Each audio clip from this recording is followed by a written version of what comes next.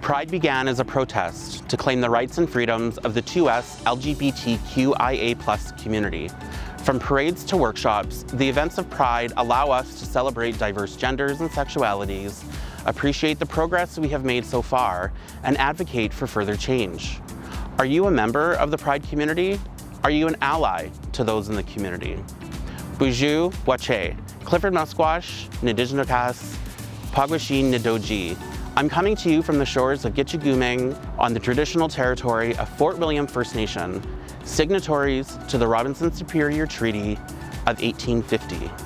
I want to thank you, our audience, for joining us today for Shaw Spotlight's Pride Matters.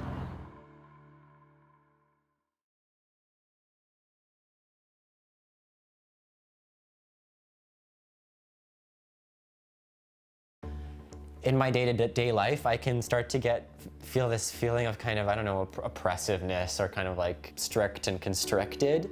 But like when I start to like connect with myself in just the right way, it just feels like everything kind of opens and I'm like actually fully there and I'm like fully living and like the blood starts pumping and all of the adrenaline goes and the oxygen gets into every part of my body and like I'm truly fully alive and in the moment, and it feels incredible. My name is Mitchell Larson and I am a genderqueer performer and artist.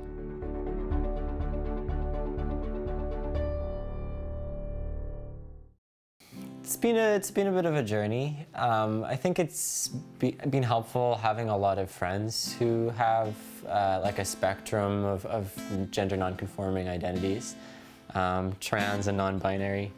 And I think it's partially been a case of just learning more about gender diversity in general through my work. I do some work with the university that health studies, and I did some learning in terms of with that, and then also as an artist. It's been in part of my work for quite a while now, so that's been really helpful. It was really helpful in me figuring out my sexuality, all those things, and it's also been really helpful in terms of figuring out my gendered identity as well. Yeah. Come stop me, place your hands onto my chest, slide them down till we're all wrapped up in each other's arms, in each other's cars. I think that a lot of the times dance can be very gendered. With partner dancing, it can be quite gendered. But also I think in certain spheres and in certain dance forms, it can also be really liberating. Some of the dance that I did in Edmonton when I was going to university, it was partner dance, but a lot of the times people would be dancing with people of genders that aren't just binary male and female. Like people would be changing partners, and which was really fun in terms of trying to relate that to life, I think, as well. Because I think those same kind of norms exist in life, and I think dance is kind of just an echo of that in a lot of ways.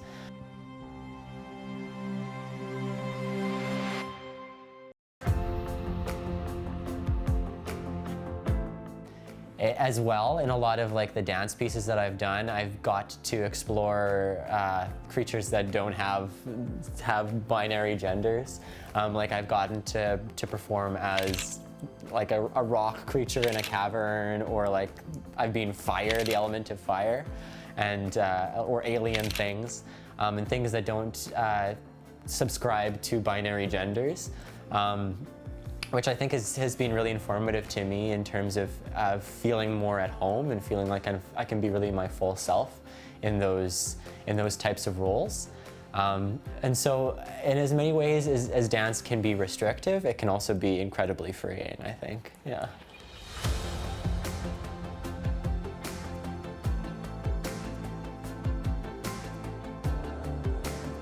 I know when I approached a lot of aspects of myself that I wasn't really familiar with, or had like been heard like negative things about in the past.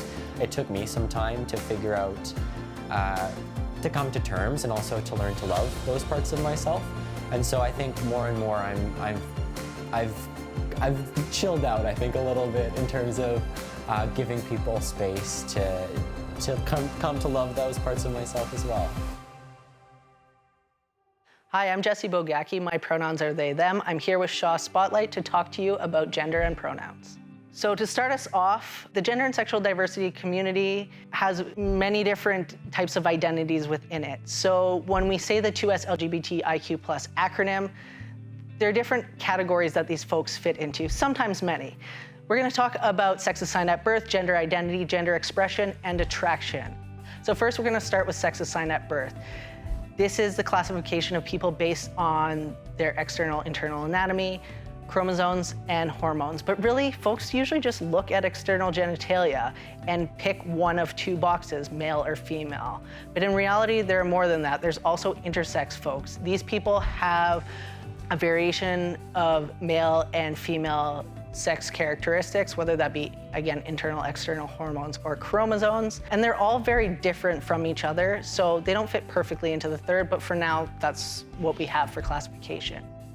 Next is gender identity. Gender identity is the experience that people have of their gender based on knowledge and experience in a social context. So again, the key points being knowledge and experience. People aren't born with a gender identity. It is through their interactions, social interactions, the things that they learn over time, that they really get a sense for feeling who they are authentically.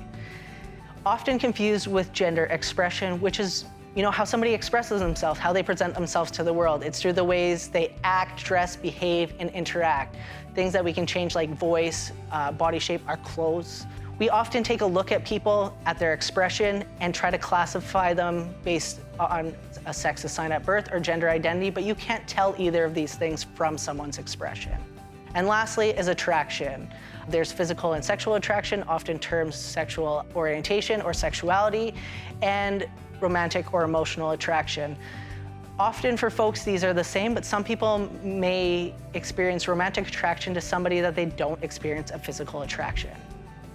One of the main things that is talked about when we talk about gender are pronouns. So there are so many different pronouns, and this is what we use when we don't want to refer to somebody's name, when we're referring to somebody else.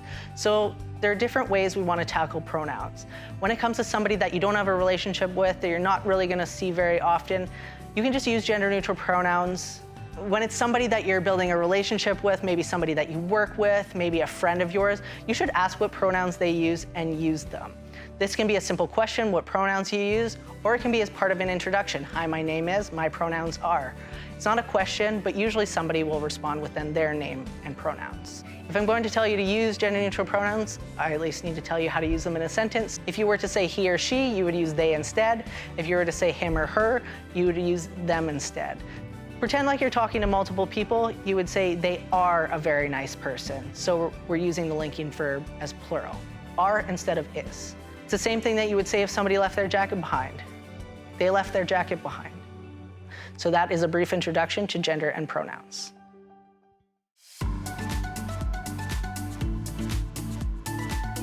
Thank you, Jessie, for sharing. Traditional gender pronouns such as she, her, he, him do not fit for everyone's gender identity. The words we use to describe one another have impact, and everyone deserves to be identified correctly. We're going to dig a little deeper and learn more about two-spirit identity. Two-spirit. You're born with two spirits. You cater to both those spirits that coexist in your body, and you have to honor those two.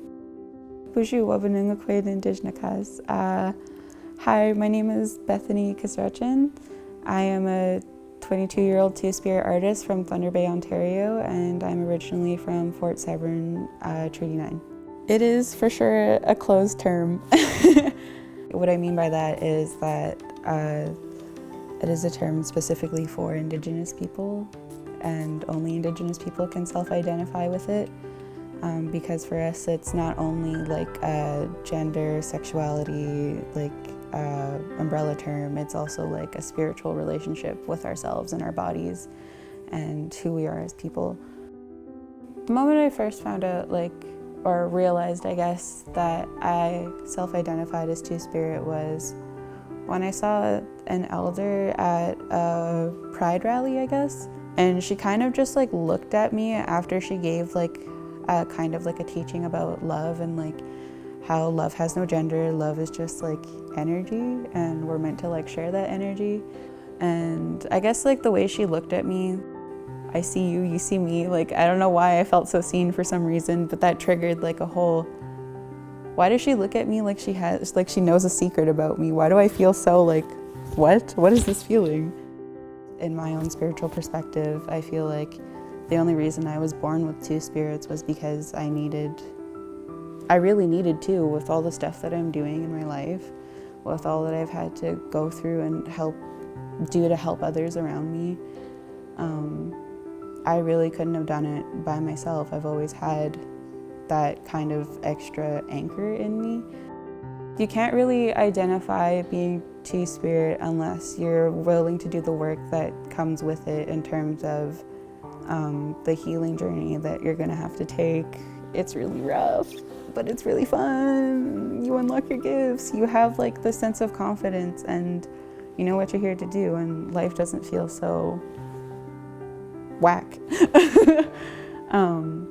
But in order to identify as two-spirit, I feel like you need to decolonize your worldviews, your perspectives. You need to look at the systems that are in place and how that impacts you. You need to look at your family lineage, how that has come to be, I guess. You need to dig deep into those roots and kind of embrace who your ancestors were and how they may impact your life now. Because sometimes, even though we don't see them, they really are there and they're like, hey, you got this, kid. Keep going, type of deal. Trust that little seed of worry in you that says, am I two-spirit? If you have to ask yourself you're two-spirit, chances are your ancestors are in the background like, yes, you are, please, child, come to us.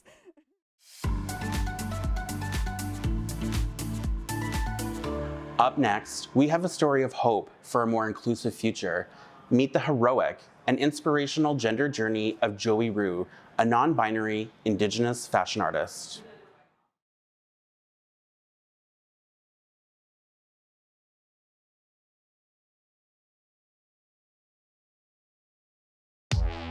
My life just literally feels like a dream sometimes compared to like from where I was. Watching my son and know that he is taking a stand for these things, it just makes me very proud. This is what I love doing. This is what gives me that high. There were some dark days for Joey, and I'm just thankful he's here to tell his story.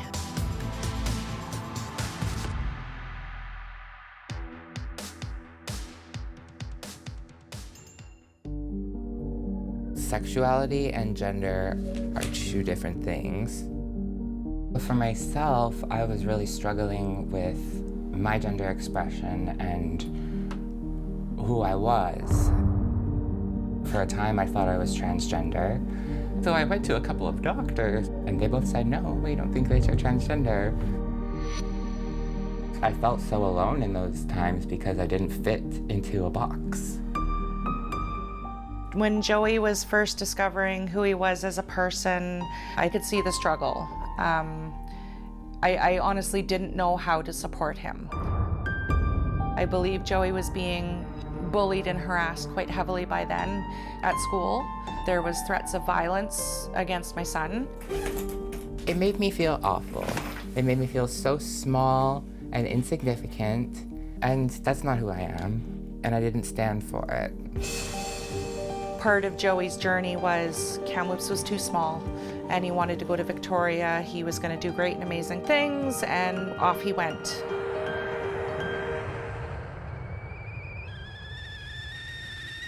So Joey lived a life sort of separate from our family for a couple of years. I kept pretty close tabs on him though, but I could see a change in Joey.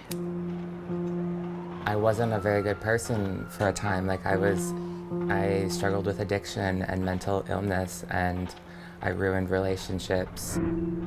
I had gone through some traumas as well, and a lot of things all snowballed. It was a lot of late night phone calls. It was a lot of reaching out to make sure Joey was safe. I wasn't planning on being here anymore. I was going to unalive myself. There was a day that I phoned Joey and said, there's not an option anymore. I'm coming to get you.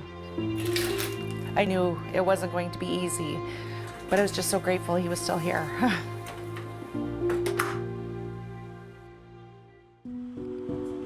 I came back to Kamloops. I stayed with my family for 8 months. I lived with my mom. I just want to make sure that you know I'm here to support you. I went to therapy. I got a job. I could see him slowly starting to come back to life a little bit. One day on my lunch break at work, I saw a video, and it was this person explaining their gender expression and how they came to terms with being non-binary, which is where I feel most comfortable in. I was so overcome with emotion, and I was like, there's a word for what I am. I'm not alone, I'm not a freak. Joey started trying to find ways of telling his story. So he did this photo shoot, and I was quite stunned. I was like, wow, these are amazing pictures. I knew then that that was going to be a starting point. Having my little hobby that I was doing turn into something real, just like the coolest thing ever. Thank you. Just watching Joey be so overwhelmed by all these great and wonderful things is awe-inspiring. He's connected to so many people now. To be able to foster new relationships, it really shows that change is possible. If his story reaches one person and encourages them to know that there's no shame in being who you are, then hey, that's the most blessed day in the world. It's really beautiful.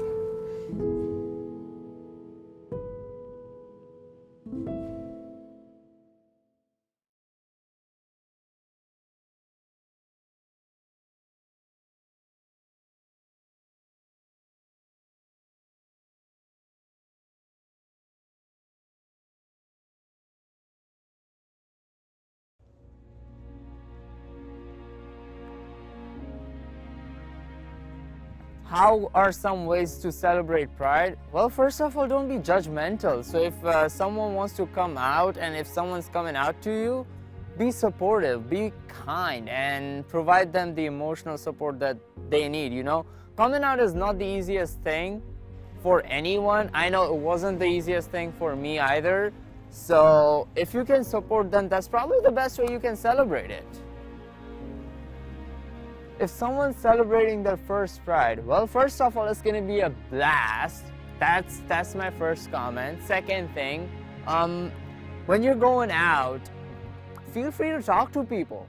Feel free to talk to the organizers and be open-minded to learn, really, because it's one of those things. It's one of those very personal things that people don't often discuss. But in Pride Month, especially in the parade, if you ask someone, they might be able to answer your questions and you'll learn something new. That is the most important thing. Learn as much as you can.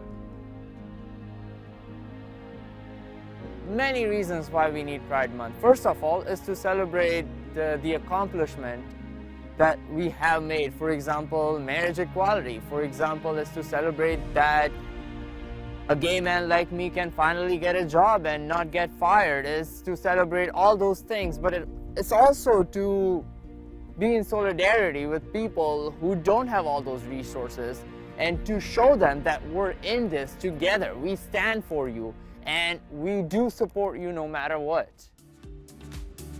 Up next, we will hear from the board chair of TANIS, the Transgender and Non-Binary Aid Society in Red Deer, Alberta.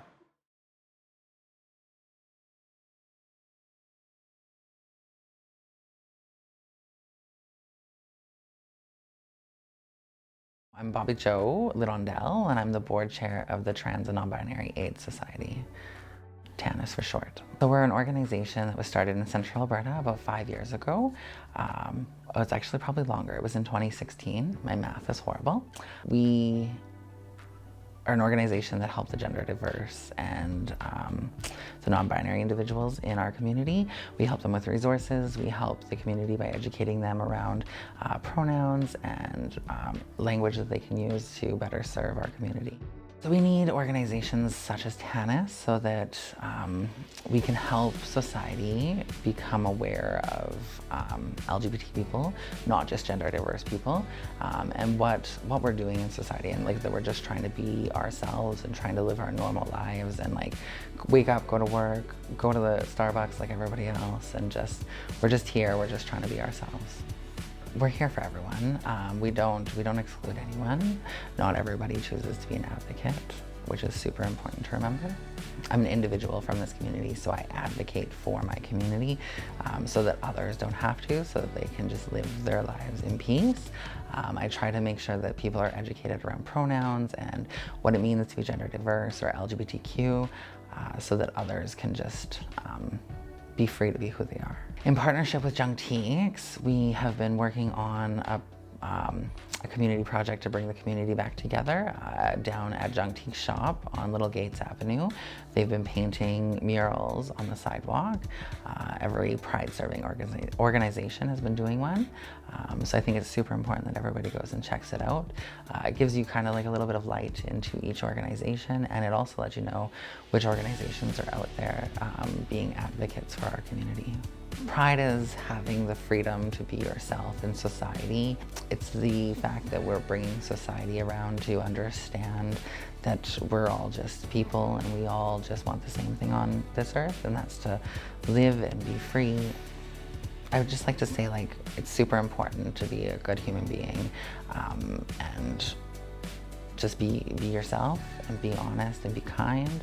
And if you see something happening to somebody, no matter what part of the community they're from, step up and stand up and say something to stop the hate. We have many reasons to celebrate Pride. Creating an inclusive, safe community is one of the many reasons Pride matters.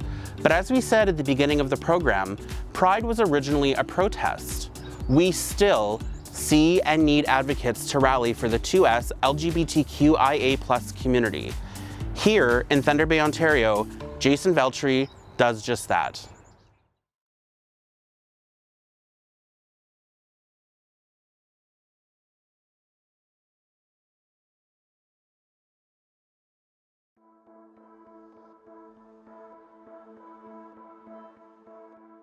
So what got me into advocacy? Oh, that's a great question. As a kid, you know, I didn't always fit in. I always thought I was different. You know, I was a bit overweight. You know, I didn't have the nicest clothes. I saw things differently than most, maybe because I didn't actually know who I was yet. Finding that path and that journey to, you know, realizing that I was gay and that I could also make a difference in my community by using my voice. I've always kind of been very political, and anyone who's met me kind of will attest to that. I have always been outspoken, even as a kid. I was always demanding something from someone. I just felt like, how do I harness that power that I realized I finally had later in life in a good way? Being able to actively work to better the lives of those queer, trans, and two-spirit people in my community was really important to me. And it became kind of just a life's work and a life's passion. You know, this journey started I want to be that community builder, organizing events, bringing people together for queer, trans, and two-spirit people in our community. Using our voice in a way that ensures that those most vulnerable are heard and that representation matters is why advocacy is so important. We don't change anything without speaking up, and we have to continue to step up and stand out and speak out around social issues, or things won't change. They'll slide back, and we can't allow that to happen. We've expanded a Pride Festival. We've seen thousands of people come out in 2019. We've seen that policy is being changed at the city level. We've removed gender from titles. We don't call debutants by Mr. or Mrs. anymore. You know, there's an option now for folks to identify as they choose. Businesses and organizations can sign up and take gender and sexual diversity training and be certified. You know, there's a long list of accomplishments. Those are ones that I'm most proud of. So what inspires me to keep going is building a community that we can all be proud of.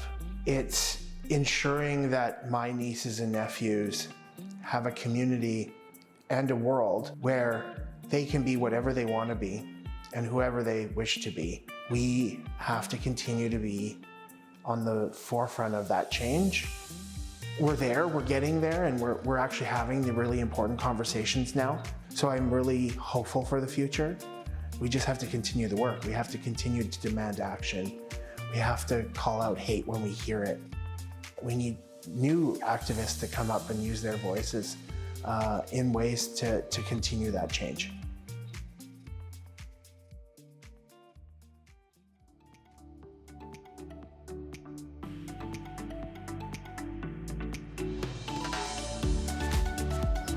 And that's it for Shaw Spotlight's Pride Matters. Thank you for joining me here at Prince Arthur's Landing. For more compelling stories from your community, make sure to check out Shaw Spotlight on social media or head over to shawspotlight.ca.